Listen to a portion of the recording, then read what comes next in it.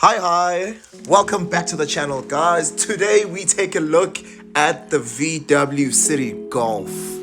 Now, what is wrong with this car? You guessed it, it's a non-runner. So let's take a look at what's wrong. Now, guys, if we try to analyze this vehicle, we've actually seen so many things wrong with it, especially when it comes to the wiring. And yes, there is no spark that gets to the engine.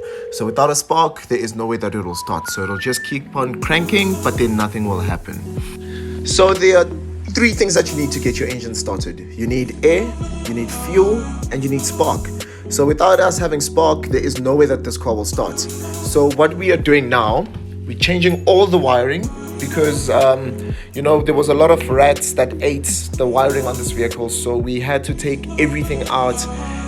Not only that, but then we also found ourselves in a position where we had to change the module, we changed the coil, we changed the fuse box because even that had melted, and that kept shorting out, which means that the car would then continue having spark issues.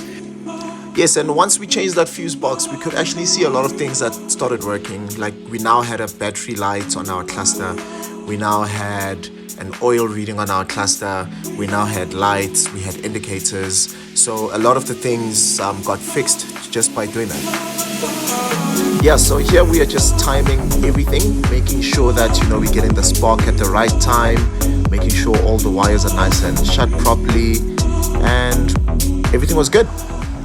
Now the final thing that we needed to touch up on, we put in a new carburetor kit with a new carburetor stand, making sure that we time that up properly as well. And here we are, good and running.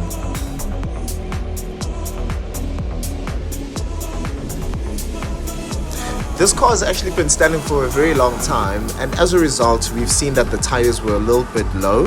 So we then got out our compressor, and here we are just making sure that we are pumping up all the tires. With the tires nice and inflated, we can now see that the V-arm is bent. And how do we know this? Because the wheel would keep hitting the back of the fender every time we swerved either right or left. So it would just keep on touching.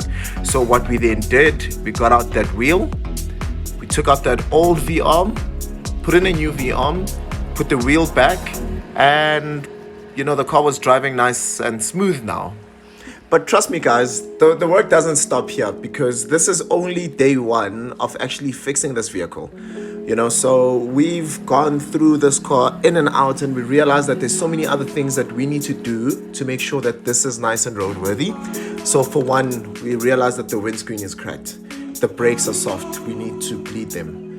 The shocks, they are shocking. All right.